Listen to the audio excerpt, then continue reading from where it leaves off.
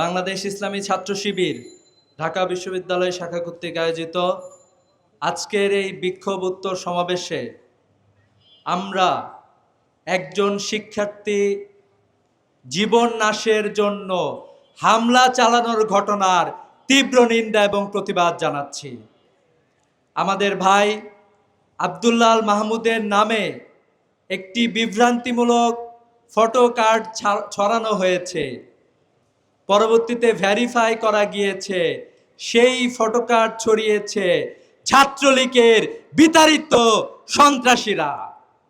আমরা এটাও দেখছি এই ছাত্রলীগের বিতাড়িত সন্ত্রাসীদের ফটো কার্ড ছাত্র দলের নেতৃবৃন্দ শেয়ার দিয়েছেন।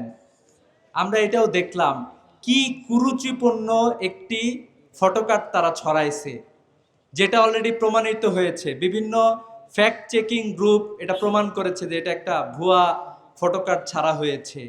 আমরা এখনো দেখতে পাচ্ছি এ ধরনের কুরুচিপূর্ণ ফটো কার্ড এখনো ছাত্র দলের অসংখ্য নেতাকর্মীর প্রোফাইলে ঘুরে বেড়াচ্ছে। আমরা মনে করি যে আপনারা হইলেন, আপনাদের প্রতি বলার মতো ভাষা আমাদের নাই। এরকম নোংরা ফটো কার্ড যাদের প্রোফাইলে থাকতে পারে তাদের ব্যক্তিত্ব নিয়ে আমাদের প্রশ্ন ওঠে।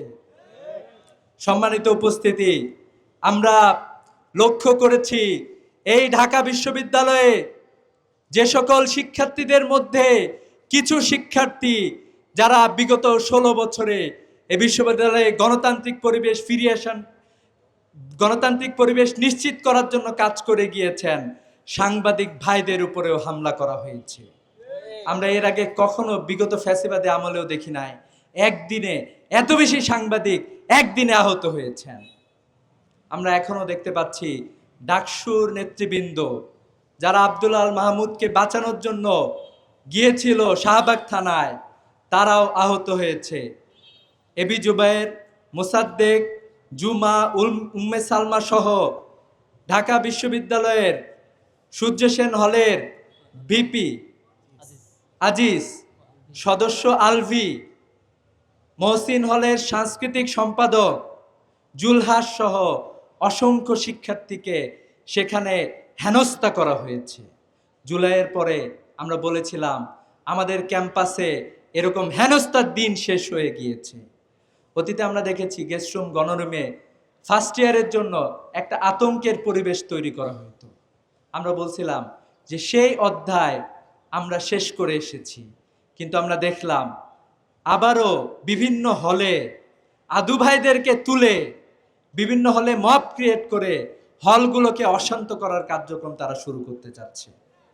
ইসলামী ছাত্র শিবিরের নেতৃবৃন্দ, ডাকসুর নেতৃবৃন্দ অলরেডি বলেছে ইসলামী ছাত্র শিবির থাকতে সাধারণ শিক্ষার্থীদের উপরে একটি আঘাত আসলে ইসলামী ছাত্র শিবির তার বিরুদ্ধে শক্ত প্রতিরোধ গড়ে তুলবে।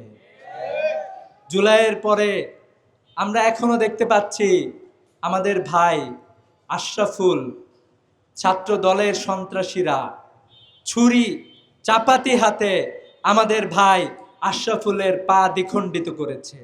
আশরাফুল এখনো হাসপাতালের বেডে কাতরাচ্ছে, একটা অপারেশন হবে আরো দুই দিন পরে। এরকম যেই সন্ত্রাসীরা তাদের উপরে হামলা চালালো, এখন পর্যন্ত তাদের কাউকে গ্রেফতার করা হয় না। আমি ছাত্র দলের ঢাকা বিশ্ববিদ্যালয়ের সভাপতির নেতৃত্বে আমরা দেখেছি শাহবাগ থানায় হামলা করা হয়েছে। বিএমপি সহ তারেক রহমানকে বলতে চাই, অনতিবিলম্বে এই হামলাকারীদের বিরুদ্ধে আপনারা ব্যবস্থা গ্রহণ করুন। আজকে ছাত্র দলের সভাপতি সহ সেক্রেটারি তারা মাফ চেয়েছেন যে বিশ্ববিদ্যালয়ের কিছু শিক্ষার্থীর উপরে তারা মব ক্রিয়েট করেছেন। আমরা বলবো আপনারা অনতিবিলম্বে আপনাদের এ ধরনের কার্যক্রম পরিত্যাগ করুন। ইসলামী ছাত্র শিবিরের সাথে আলোচনায় আগ্রহ পেশ করেছেন আপনারা। আমরা বলতে চাই বাংলাদেশের শিক্ষা প্রতিষ্ঠানের স্বার্থে, শিক্ষার্থীদের স্বার্থে, আমাদের প্রজন্মের স্বার্থে ইসলামী ছাত্র শিবির যে কোনো সময় সংলাপে বসতে প্রস্তুত আছে। ইসলামী ছাত্র শিবির সবাইকে আহ্বান জানায় যে আসেন, আমরা তো সেই প্রজন্ম যাদের হাত ধরে জুলাই বিপ্লব সংগঠিত হয়েছে, ছাত্রদের নেতৃত্বে জুলাই বিপ্লব হয়েছে, মুরব্বীরা এসে বিপ্লবে অংশগ্রহণ করেছে। আমরা তো সেই প্রজন্ম, আমরা তো জাতিকে পথ দেখানোর কথা। দেখেন, ছাত্র শিবির এবং ছাত্র দলের মাঝে নানা জায়গায় কতিপয় গুপ্ত ছাত্রলীগের সন্ত্রাসীরা ছাত্র দলের উপরে ভর করে অস্থিতিশীল পরিবেশ যখন তৈরি করতে চায়, সে সময়টিতে ইসলামী ছাত্র শিবির তার গঠনমূলক কার্যক্রম অব্যাহত রেখেছে। আমরা বলতে চাই, আমরা তো সেই প্রজন্ম, জনগণ তো আমাদের কাছে ভালো কিছু চায়। আমাদের কাছে ভালো কিছু পাইলে জনগণ আশাবাদী হয়। আমাদের মধ্যে খারাপ কিছু দেখলে জনগণ হতাশায় নিমজ্জিত হয়। এই জায়গা থেকে আমরা বারবার বলেছি, আমরা শিক্ষাঙ্গনে আর এরকম অস্ত্রের রাজনীতি চাই না। আমরা শিক্ষাঙ্গনে আর গেস্টরুম গণরুম চাই না। আমরা শিক্ষাঙ্গনে আর কোনো ভাই পলিটিক্স চাই না। আমরা শিক্ষার্থীদের পড়ালেখা নিশ্চিত করতে চাই। ইসলামী ছাত্র শিবির যখন বিশ্ববিদ্যালয়ে কাজ করেছে বিভিন্নভাবে, আপনারা দেখেছেন ইসলামী ছাত্র শিবির পলিটিক্সের ডাইমেনশন পরিবর্তন করার জন্য কাজ করেছে। আমরা ছাত্রদের কল্যাণে কাজ করেছি। আমরা দেখেছিলাম যে ছাত্র দলের ভাইরাও ছাত্রদের কল্যাণে কাজ শুরু করেছিলেন। আমরা তো চাইছিলাম এই কল্যাণের প্রতিযোগিতা আমাদের মাঝে হবে, যার মাধ্যমে ছাত্ররা উপকৃত হবে।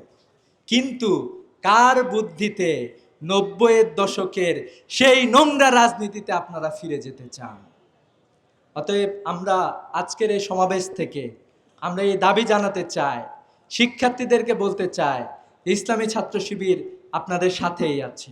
আপনাদের যে কোনো প্রয়োজনে ইসলামী ছাত্র শিবির আন্দোলনের ডাক দিতে প্রস্তুত আছে। আমরা এটা বিশ্বাস করি, আমরা শিক্ষার্থীদেরকে আমাদের সাথে পাবো ইনশাল্লাহ। এবং শিক্ষার্থীদের নিয়েই যদি বাংলাদেশে আবারও কখনো দুর্যোগ নেমে আসে, ইসলামী ছাত্র শিবির শিক্ষার্থীদের নিয়ে প্রতিরোধ গড়ে তোলার জন্য প্রস্তুত আছে ইনশাআল্লাহ।